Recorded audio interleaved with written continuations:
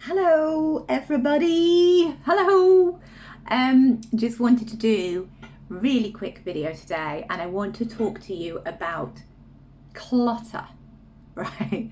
It's a loaded subject, isn't it? Specifically clutter in your bag, your life, your wardrobe, your house, okay, I'm going to go back a step and I will pre-frame this whole thing with, if you are trying to attract something new into your life, right? Say you want a partner, say you're single and you want to attract a new person, you want to attract your soulmate, you want to bring this person in, and you are doing all the things and you're visualizing and you're feeling it and you're saying this is the person and you've wrote down all the qualities, but you go to your bedroom and you've got a double bed, right?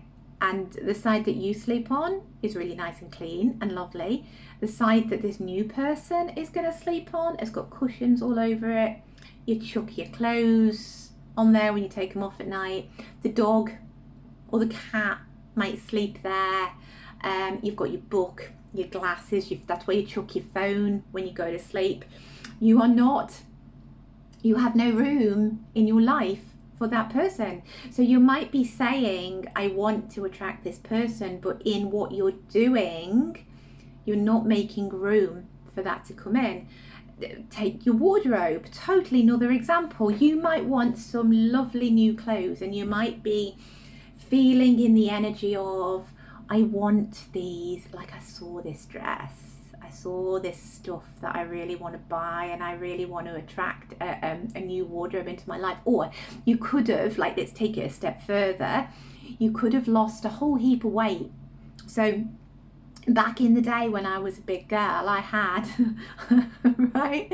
Oh, this is, I can't believe I did this now, knowing what I did now, but back in the day, right?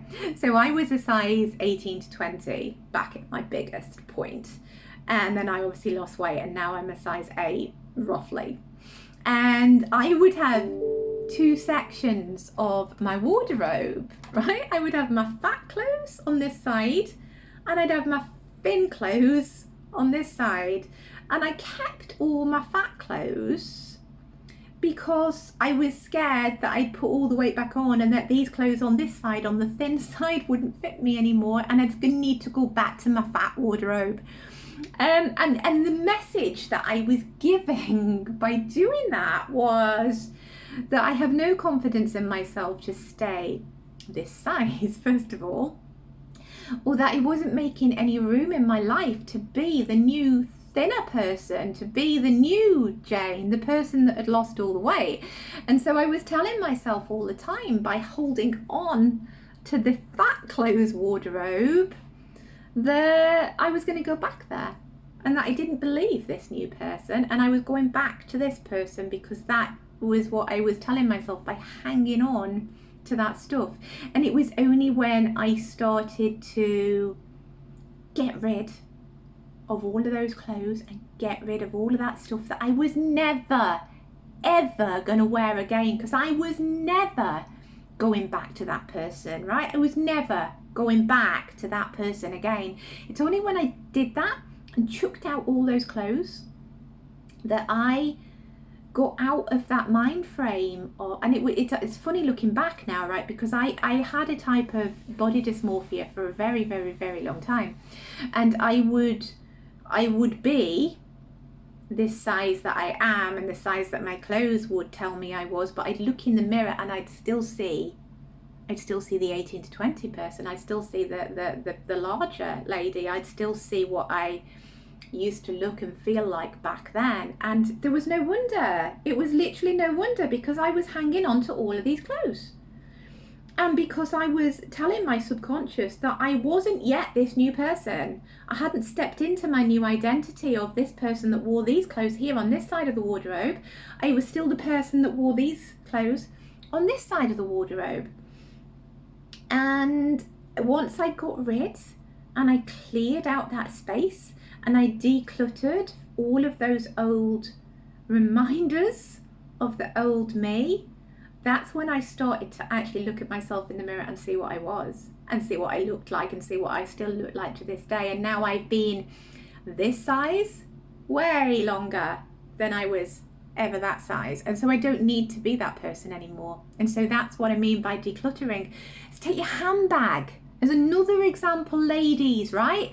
I want you to go right now and I want you to look at your handbag. I want you to get your purse and I want you to look at it. So are you trying to get a raise at work? Are you trying to call in more money? Do you feel like you want a better job with better pay? Are you trying to attract more wealth, more abundance into your life? If you are, and your bag is full of old pens, full of paper clips, full of old receipts, sweet wrappers, there could be a half-eaten lollipop at the bottom of your bag.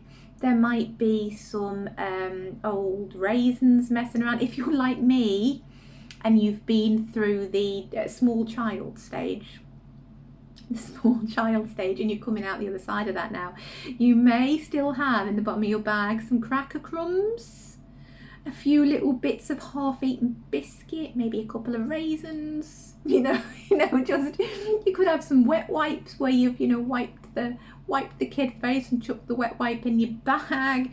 If that is all cluttering up your space, you are not showing love to the money that you're trying to attract. You're not saying, look, my bag's lovely, it's clean, there's space in here for you.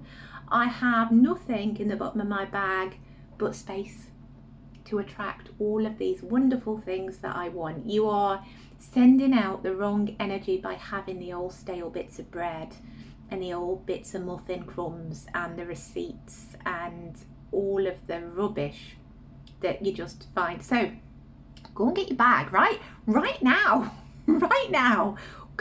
I'm serious. I want you to go do this. I want you to go and get your bags and I want you to have a look. And if you've got all this old crap in the bottom of your bag, get it out.